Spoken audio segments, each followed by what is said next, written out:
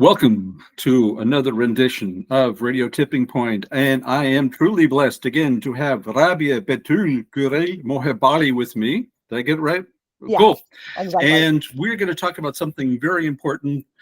For those of you who follow Tipping Point, you know that we end up sometimes getting into this direction more often than not, and so it's not a surprise that those people that are really interested in making a difference always come to those same inflections. And so with that, I was really excited to have Rabia on again to talk about these ideas that we consider waste, whereas in essence there's no such thing as waste, right? Yeah. So perhaps if you can start in maybe explaining the whether it was a mindset change that you went through to realize that everything has a purpose, and perhaps give us a couple of examples, because I know that you have a number of them that are definitely worth taking out for a spin. So, Rabi, if I can give you the stage, and you can take it from there. Thank you, Michael. It's also a pleasure for me to be here again.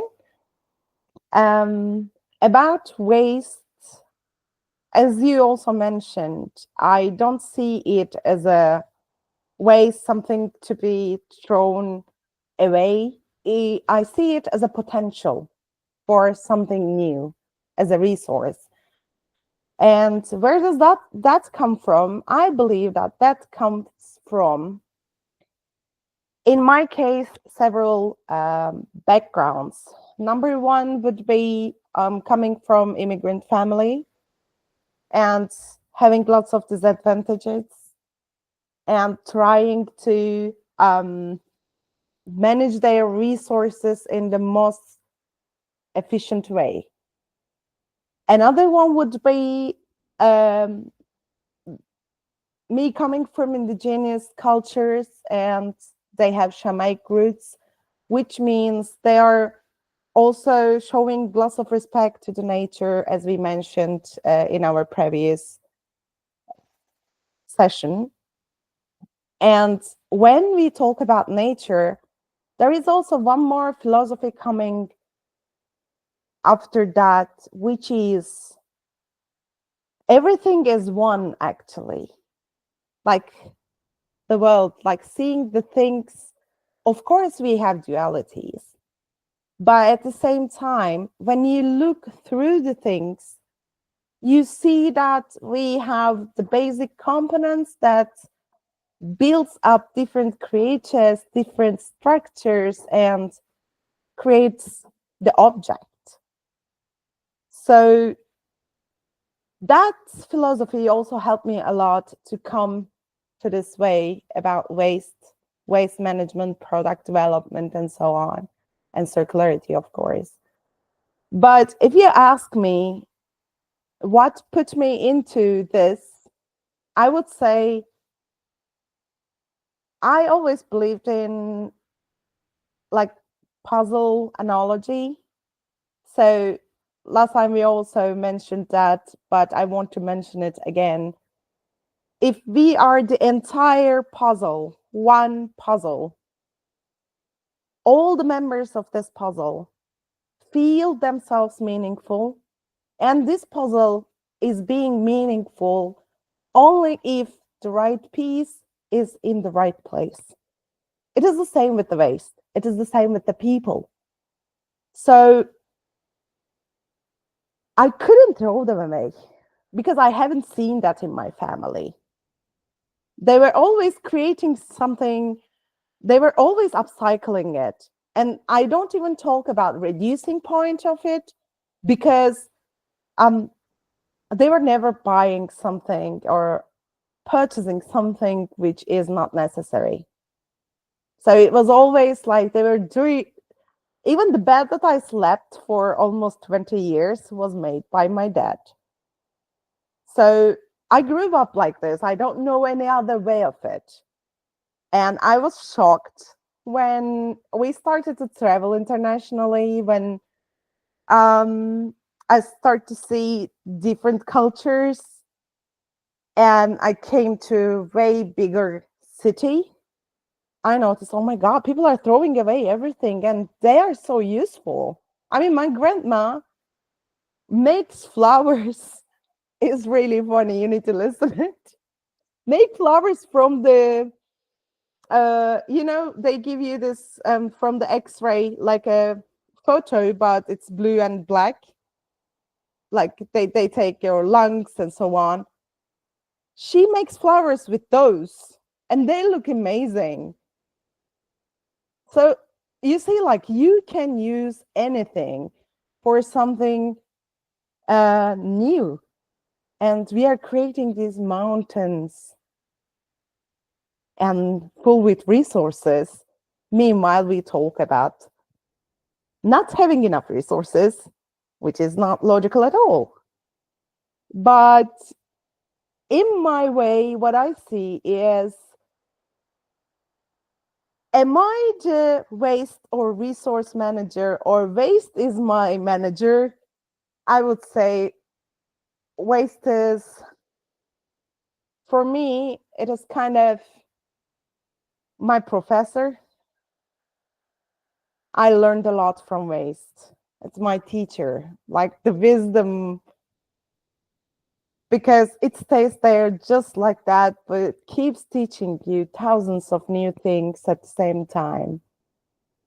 So this is how I see the waste. Yeah, they thank you for that. I love that analogy that you gave tied to the puzzle, because that assumes that you need each piece of that puzzle for the whole thing to work. And very often the problem that we have is that we don't see those certain pieces of the puzzle. So either we think that they don't exist or that they're not necessary, but that only shows our ignorance or our lack of knowledge. And I really do think this phrase, lack of knowledge, is key here, because there are a lot of things that we can do, but it's so foreign to us that we don't even know how to approach it. Maybe we could just share one story, and I'm really keen on getting to yours and how you actually made it happen. There was a couple of years ago, I was talking to somebody, and we were going on about the subject of waste. And in fact, he told me something that really got me to think. You know, if you look at nature and you look at those things that we consider nature is not using, is wasting, that we don't understand the full picture, because actually everything that nature emits is a nutrient for something else. And as long as you're able to understand how these different pieces of the puzzle come together, and then that really got me thinking, and I realized, yes, the problem is not waste, the problem is pollution. And we need to make a clear differentiation between those things that we're not utilizing, that we are wasteful. The things are not the waste, we are the ones that are wasteful, and those things that we're creating, which are pollutants. And even then, within nature, we know that nature is able to dissect all pollutants. It just takes it a long, long time, and we don't have the time. This is really our issue. So perhaps if you can share with us, Rabia, some of those ways that you were able to utilize what the others throw away, and show us how, by getting past this question of waste, this is true innovation, if you ask me. Yeah, thank you, Michael. I really like the story you told me. I want to say something about that. I will ask our audience to think about the microcosmos version of it. You're at home, and when you enter your home, you walk on the Legos, and then your feet hurt, and then you go to bathroom, toilet papers are everywhere. You go to your room, like you ate something from yesterday, the plate is next to your bed, and I don't know, you didn't clean it for a long time, and everything is everywhere. You have kids, you cannot manage it, especially moms will understand what I mean. So is the problem the toys? Is the problem the objects we have, our belongings? Or is the problem we don't put the things back in their places.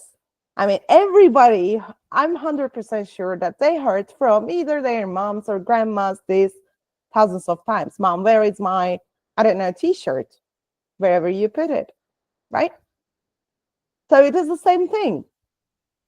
So like, just when we take something, if we put it back in the right place, like that is the basic form of resource management for me, then everything will be just fine. So when something is polluted, it means that there is something at somewhere or in somewhere that doesn't supposed to be there. It is not something, oh my God, we cannot clean it. No. I mean, the same for the same chemicals that we see as pollutant. I mean, if there is lots of, I don't know, potassium hydroxide in the river, that river is polluted. Yes. But if you use that potassium hydroxide for, now here comes the answer of your question, inside of the waste oil, fried oils, then you will have the soap to clean that off. So this is how it works. Like, just everything's supposed to be in the right places. In our case, what we tried to do in Annapurna, we started with the organic waste, because I believe that it is the most basic form of the waste, comparison to electronics, comparison to plastics, comparison to, I don't know, glass and so on, to understand well, because it's the natural waste, like from the first-hand natural waste. And it's easy to find where it belongs in the ecosystem. So, like, we have air, water, of course, fire, and soil, or earth. So all these elements, all these natural waste, organic waste, supposed to go somewhere in these fundamental elements. So when we check it out, I mean, we all know, like, we eat the fruits or the vegetables, the food comes from the soil. We all know it. So where it's supposed to go back, we know it. It's supposed to go to soil. In that case, it's easy to explain it to the community, because it is something that they can imagine, something that they already know as a living, conscious living thing in this planet, if they observed at least a little bit. It's easy to train the community. It's easy to make it being understood by kids, by elderly, by everyone. And it is, I believe, the common problem of the world at the same time with the soil health issues. So that was number one when we started to work on waste, organic waste. Number two is we start to call something else to the waste, or to the resource, I will say. Is there any other exit right before the compost bin? So it's like emergency exit 1. And then you have exit 2, exit 3. And the worst scenario will be composting it. Even until there, would I prefer to make worm castings, or do I prefer to compost? I prefer worm castings because of the soil microbiome. There is, like, again, even in the compost, you have an extra version, worm castings, and it is also valuable. So it started like this. At the beginning, it was just composting, like we did hot compost, warm compost. We did worm castings, but then we came up with this idea. What about the other exit? right before the compost bin. And then we start to think all together, what can we do with it? That's all. Should I keep going on?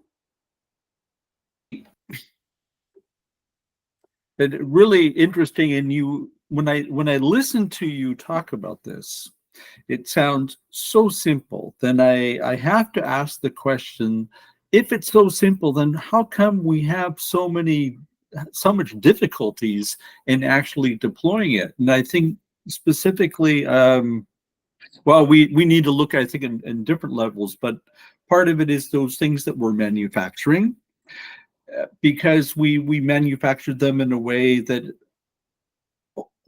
by the time they get to the consumers, the consumer has no idea where it came from. So the consumer doesn't know where to put it back. I'm trying to stay with your line of thinking, because that's very, very interesting. And because the consumer doesn't know where it came from, the consumer doesn't know where to put it back. So how do we get past this?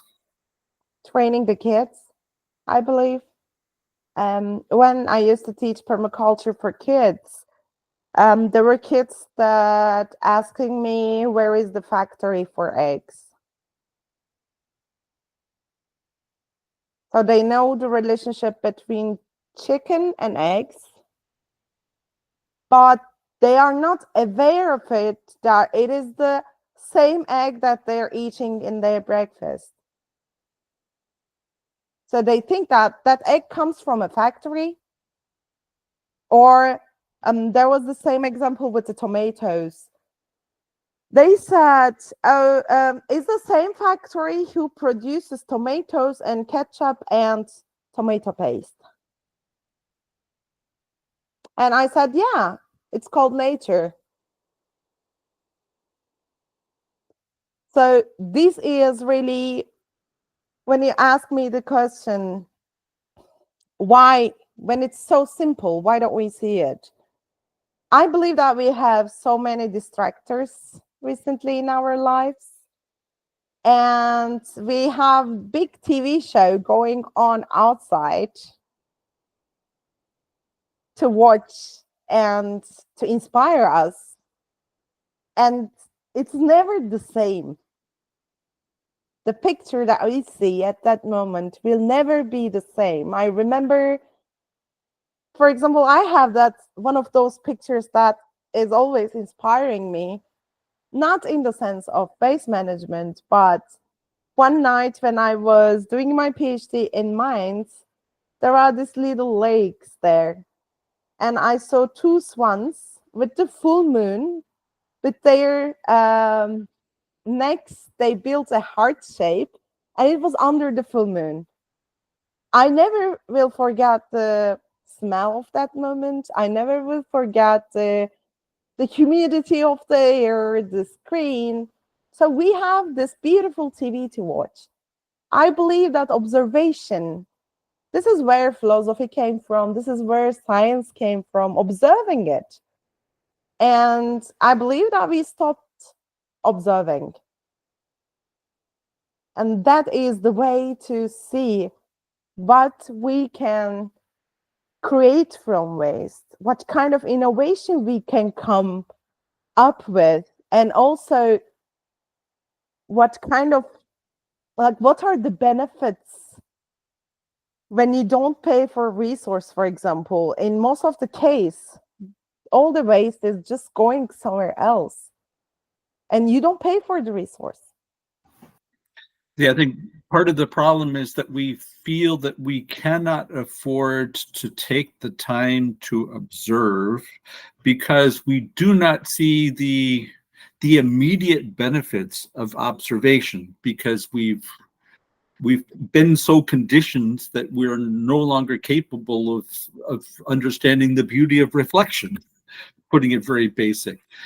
But the real question is, can we afford not to do this? Because we know of the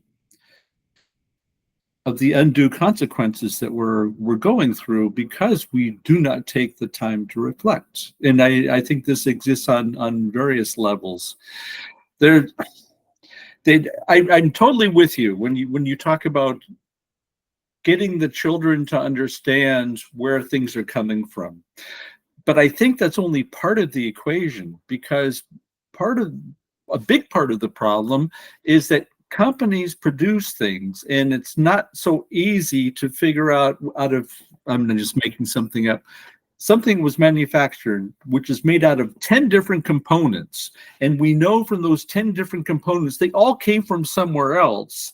How are we supposed to say, okay, I could understand these 10 components. I know where they are to go, but I have no idea how to bring them back to where they came from.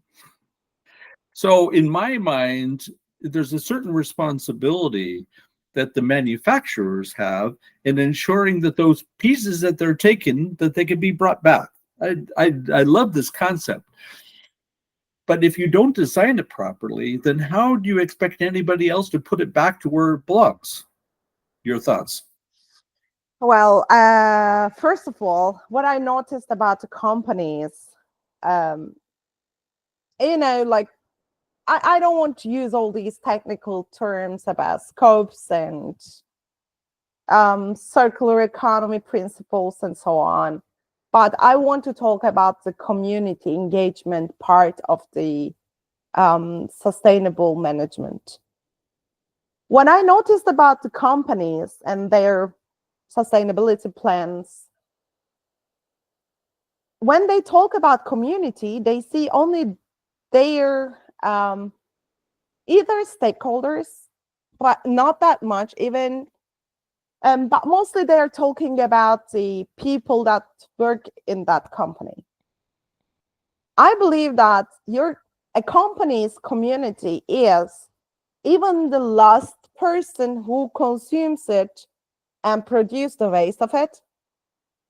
I believe that a company's community is their suppliers, and a company's community is their suppliers' suppliers until it goes to the nature. Because this is a chain. If you break one part, we can never be sustainable. So we need to, okay, I can understand, like, we all have different emotional intelligence level, different IQ levels, different perspectives, backgrounds, and everything. We all cannot put us in nature's shoes, but at least we can think analytically. Where does this come from? What are my responsibilities? Like when it comes to Scope 3, for example, like most of the time it's not even mandatory, but it is really important. That is the part where sustainability starts. It is like, life, death, rebirth. So we need to change the perspective of community. Then it will be even easier, and even the companies will get supplied for cheaper prices from their suppliers if they can realize that. Perhaps if I can just quickly interject for those people who are not familiar with the term Scope 3, that we're referring to tiers within a supply chain. So I'm just going back, Rabia, to what you mentioned earlier, the supplier of your supplier. Well, that would be the second tier, 2 steps removed from me. So Scope 3 would be 3 steps. But you know what the problem is of these companies? They have no idea themselves of how big their ecosystem is, because we're really talking about an ecosystem. And that was very apparent in March of 2020 when the pandemic hit. And all of a sudden, these connections that they had, they couldn't work with them anymore, but they didn't even know what these connections are. Hey, guess what? We're back to the pieces of the puzzle, aren't we? This is exactly what we're talking about. And so the first thing it sounds, and this checklist, I had this checklist in my mind from that of what we're talking about. The first thing is, do you understand all the pieces of the puzzle? Do you understand how all the pieces of the puzzle go together? Do you understand the importance of every single piece of the puzzle, right? right. The puzzle is, again, like I'm talking about the huge, big company that has lots of like different products, different head offices in thousands of places in the world. Even for that, I believe creating organic relationships, being reachable, because this is also part of the leadership. So if I don't touch the lemon peels, how will I know that I can make jam from it? And it is the same with your stuff. It is the same with your different offices. It is the same with your farmers. It is the same even with the cows that you supply your dairy from. This is because this bond is creating understanding towards nature. This bond is creating our goals, our community, and our benefits, both for us, our community, and for the nature at the same time. Because those people can give you ideas. It should be like your stakeholders, your producers, your suppliers, they all are inspiration for you. If you put them in the right place, they are the inspiration. When they come up with a problem, if they feel that close to you to come up with a problem, you will always find the solution inside of the problem. And that is the point where you feel that when you make the difference between the other companies and you, actually, that solution that is hidden in that problem is the way for growing. That should be something that we need to be aware of. Well, and of course, the real issue is that if we look at everything as being a transaction, and that we believe that each piece of the not piece of the puzzle, stay away from that analogy because that would not be congruent. But if you think of each player within that transaction can be replaced, then that doesn't fit into this model of the puzzle, because you cannot just replace any piece of the puzzle with any other piece. So that cannot work, right? They will work, but they will work differently. That jam will never taste the same. That's how it works. And believe me or not, I don't like the word consumer, by the way. The users of the product, let's say, because they are also producing something else afterwards. They are not only consumers. The users, they notice it.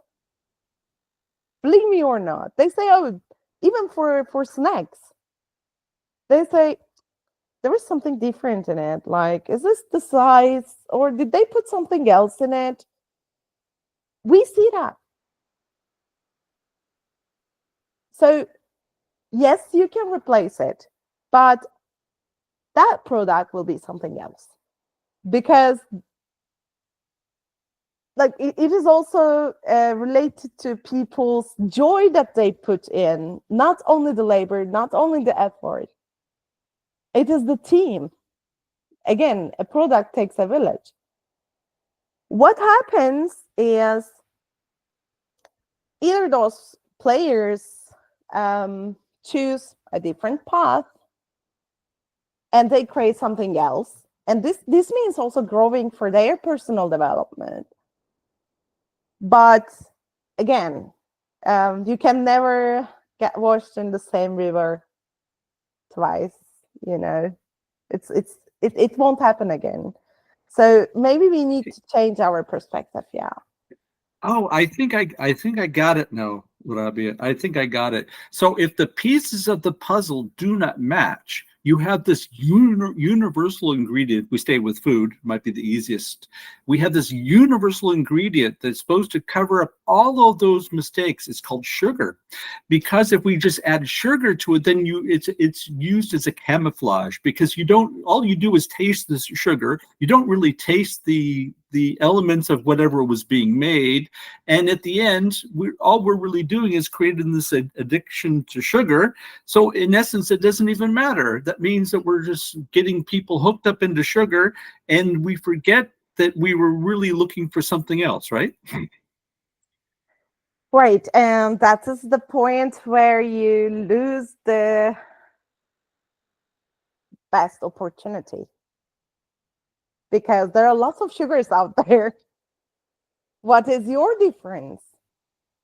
And I believe that all these regulations, there are, different perspectives also, but at least they will hopefully push the companies to think more about them and use them for their benefits. I'm not talking about greenwashing, by the way.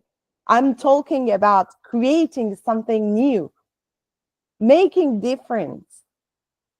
And all those new products that I am imagining right now, believe me or not, but you won't have any kind of worries about reaching the consumers, having enough customers, and so on. Because when there is something new, we are curious living beings. We want to try it. There are lots of the same things. So we can use this sustainability regulations, our strategic planning according to sustainability, for something more creative, like waste management, for example. Waste is solution at the same time. Perhaps if you can give us an example and kind of walk us through how you think that could look, looking at the current state, the way that the companies do it today, what opportunities they're missing following their current path, and what that future state, what that vision could look like. Because I think that if we're able to show others that they have all the means, and this is the message you always get from you, we have everything we need already there. It's just that we're not able to put it in the right place. Did I get it right? Yes, exactly.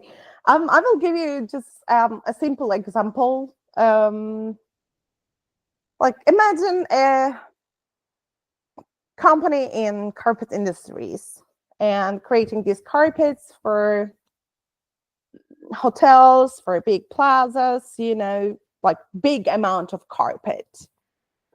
We had this conversation before. That's why I'm giving this example. They are using polymers, and they mix with some part of cotton and wool, but mostly polymers, because they believe that it's more like it's, how do you say it? They don't get worn out easily. It's more resilient. You can use it for a long time. And they're trying to find these creative solutions, more sustainable ways for it, but it takes time. But it takes also, putting the right talent in the right place. Because some of us, like myself, I was born like this. I can be a good mathematician somewhere. I can be a vet. I can be, an engineer, but this will be me. Even I am at home and drinking my cup of coffee. This is who I am. So with this carpet industries, I asked them, I said, like, have you ever talked to indigenous people about this? Because my grandfather comes from this nomadic culture that they are working mostly with the animals, especially sheep, goats, camels. And for me, wool is everything. I still, like, even now cannot sleep on another pillow. It's always wool for me.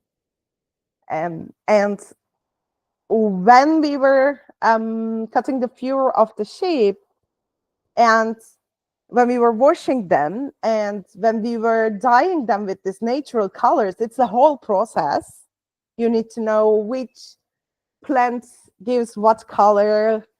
Like, will you mix it with copper or iron oxide? You need to know all this information. But one more thing, they were using salty water, both for keeping the color forever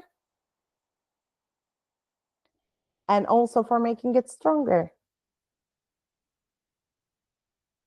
So when we deep dive into it, we see, it's a kind of protein, their bonds of the protein in this wool, the bonds of the keratin, the bonds of the, you need to know all those bonds, and you need to find a way how to make it stronger. And there is also another way. They make them wet, like they water the wool, and they start to hit it for thousands, billions of times until it gets really strongly attached. It takes forever. It is just like dreadlocks. Nothing happens to that wool anymore, and you have the carpet. So this knowledge comes from the people who are giving you that wool. This knowledge comes from the people who live with the sheep. Well, we need to reach them out.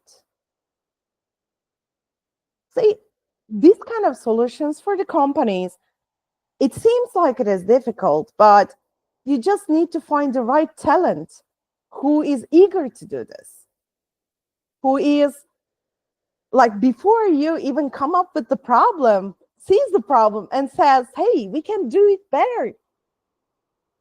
We can do it.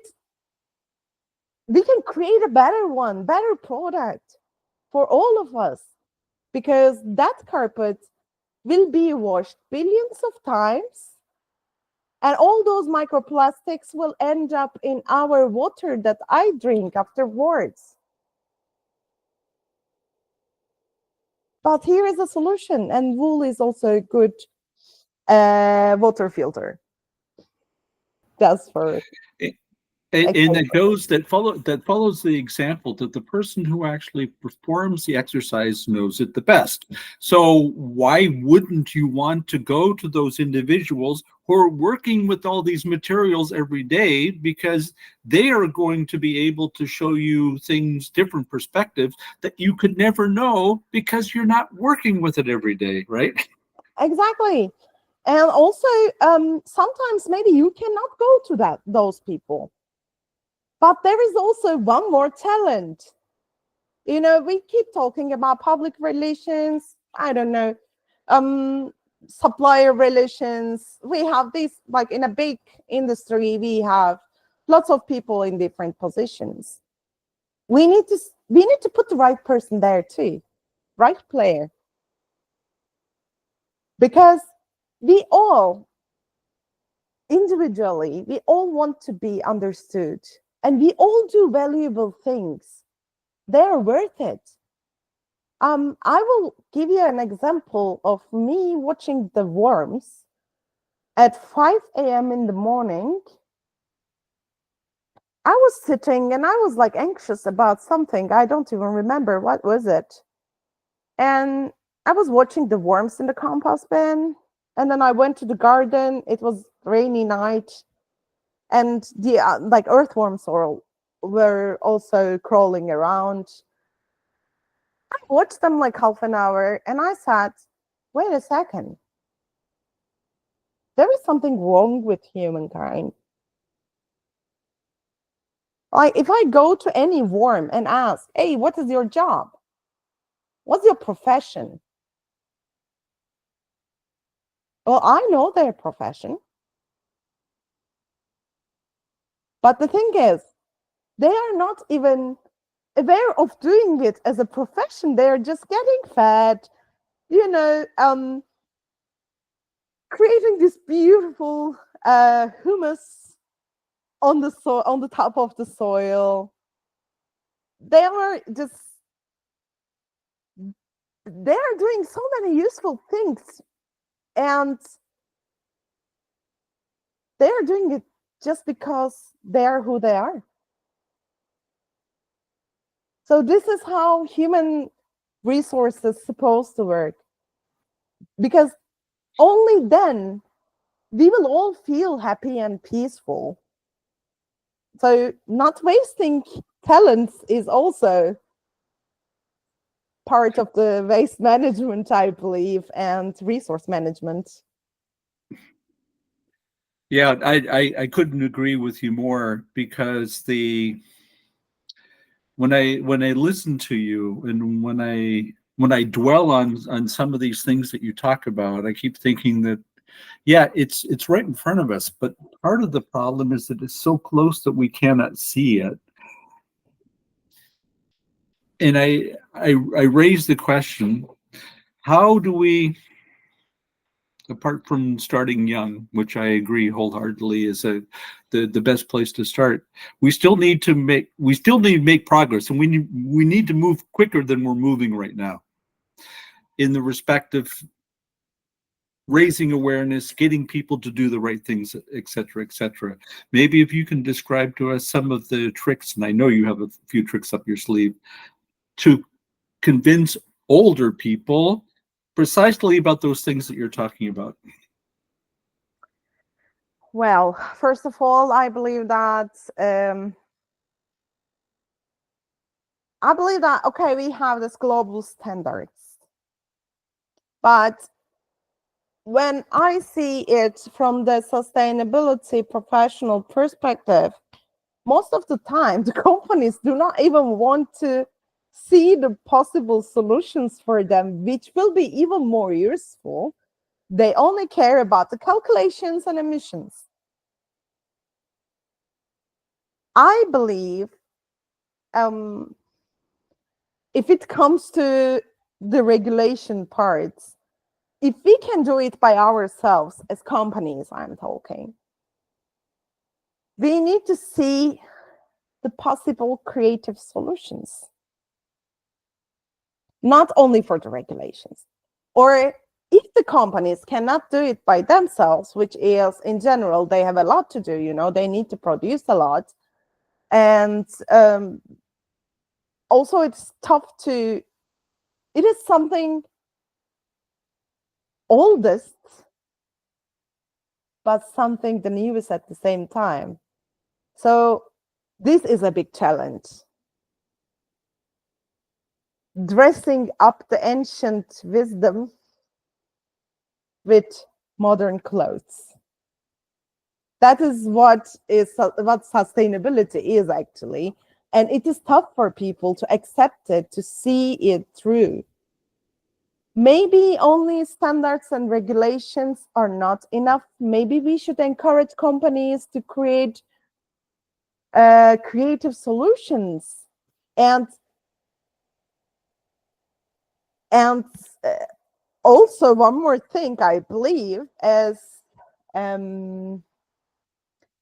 not consumers, but users, we need to vote for companies who try to invest for it. Because every single choice we are doing is voting. And we need to vote for the ones that we feel close to. Obviously, very often we come up with standards thinking that those rules that we establish are universal and they apply to everybody, but that brings us down to what we call the lowest common denominator, the smallest things that we all have in common, which means that we are almost compelled to ignore or negate or suppress the other 99% that play such a very important role. And when I listen to you talk Rabia. I think of all of those opportunities that we have that we're not taking advantage of because we have our focus on that 1% and we're missing the 99%, which actually, if done properly, not only accomplish the true goals of these standards plus a lot more, but you're using the resources you have, which means you're being much more cost effective. And in fact, if we're talking about true costs, looking at the whole life cycle, then this is really what companies should be measured by, shouldn't they? I agree. I agree. And also putting, when we talk about putting something in the right place, we come again back to the element cycles and like, how can nitrogen be equivalent to carbon? I'm sorry, like pears are not apples. Like, from nitrogen, you can make fertilizer. Is it the same with diamond? It's not, but carbon is diamond. So it's really interesting that when it is diamond, it's like pressed under some geological formation for ages, and it creates this bond between each other and becomes this beautiful stone. We value the carbon a lot. Oh my God, like it has its own certificates, you know. But when it is poor charcoal, it's something to blame. I believe also, if it will go like this, I will soon become a carbon activist, you know, like it has rights. It's not something to be blamed. This is something about life cycle assessments also, that keeps us away from understanding the whole picture. And it is really what matters. Because when we are done with all these paperworks and we put aside, we think, okay, it's finished. And that part, afterwards, it is about the life cycle. And we don't care about it that much because we have done our job, you know? So in that part, I don't think that the companies need to change. I think that the folks need to change because we are getting them in our hands. So we would be, what would I, like, I need to be able to call a company and say, and I do that all the time. And I say, oh, you produce this one, and then this is your packaging, and I have, I don't know, hundreds of them. And what do you think that I should do with it? Because it's yours. And if they don't answer me, and usually it happens, what I do is, where is the headquarters? Who is the owner of the company, CEO?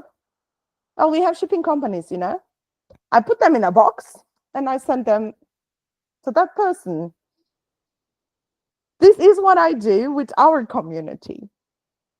And I am also a business owner, you know. I would love my customers to do this, and they do that. They bring me, I mean, we don't use emballage. We use the, for takeaways, for example, we use the packages, you know, those boxes with the lid. It could be cheese in it, it could be anything, yogurt, I don't know, fruits. They bring them to us. And then with those packaging, we give the takeaways. So what happens at that point? I don't pay for packaging.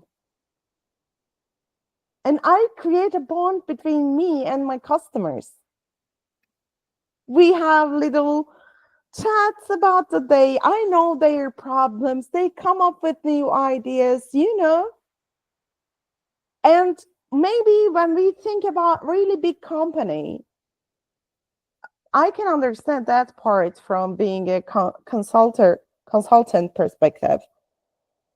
In that part, like maybe it seems to all of us, oh my God, how will they create this organic bond with their customers?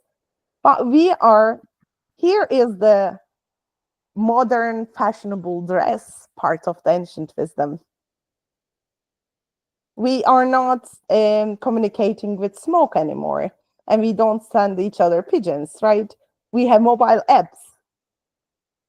You can create this strong organic bond and your community via mobile apps.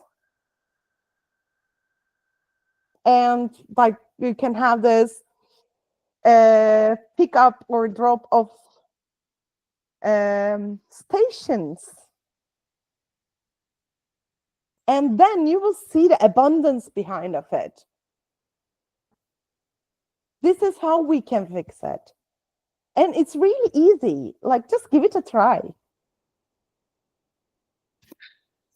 I have this vision in my mind based on where we started our conversation today. And I'm thinking about a small child who has a mess in her room. And the problem is because the child doesn't know where the stuff came from, and the child almost needs a map to take whatever the things are lying around to show that child where to put it back. Now, I take that analogy, and I'm thinking that if we were able to try something more on a meta level, where we're looking at all the resources that we've been talking about today, and we were able to give everybody a map of where the stuff came from and where you need to put it away, that would be a beautiful thing. That's why we created this business, because when it comes to the industrial level of things, manufacturing, producing, it feels like you will lose time with all these. The thing is, it's other way around. You are earning time and earning benefit from this. So, but when we talk about this theoretically, it's not easy to convince people. So that's why, as we talked about previously, I'm not a baker. We created this business as a cafe to be a model for the future, for the entire world. We needed to show the benefit part of it. We needed to show that, yeah, you can build communities. And the community is not only your personnel. Community is the bees who pollinated those almond trees and made those cake at the end in your snack. The bees are my community too. Worms are my community. They all are my community. But for seeing this and for seeing that, what is the potential benefit of it? You need to see your revenues. You need to talk with the numbers. And that's why we started this business with 0 in our pocket and with 7 loans in 3 years. Like, we are running it for 4 years now. We cannot anymore though, but it's not about finance, of course. It's another story, yeah. It's another story. For 4 years, we made living for lots of people, including us. Our suppliers, they made crazy amount of discounts for us because we returned them their packaging via our community.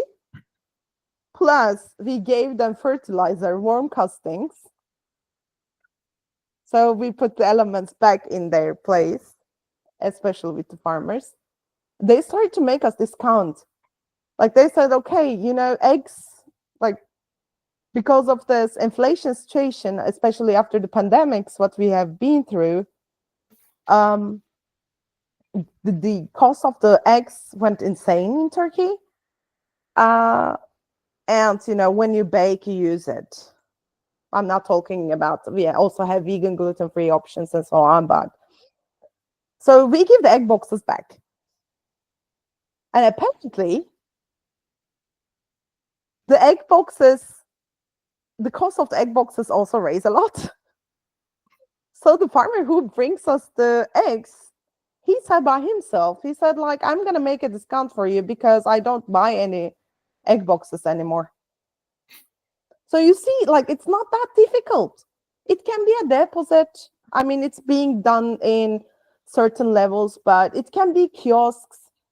I mean, we just need to like set the model properly on the paper and just start to apply it. I will be glad if any kind of municipality would feel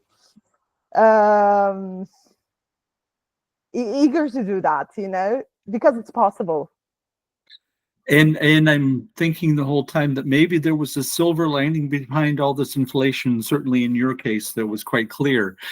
There's one thing, and I'm afraid as always we reach the end of our time together, but there was one point that I'd like to raise, and that is tied to storytelling. And through this example that you gave us, you looking at carbon as being diamonds, and I understand not only the metaphor, but I understand the logic behind it. That allows for the individual to look at things from a totally different perspective, a perspective they didn't even realize is possible. And I think that might be your strongest card, in all honesty, Rabia, that you're able to do that. And with that, first of all, I'd like to thank you for wonderful discussion, great examples, and hope that our audience was able to get some added value out of this too. Thank you very much. And we look forward to our next rendition, which will come very, very soon. Thanks again, Rabia. I didn't even notice how we came to the end. Isn't that the story of our lives? Thank you.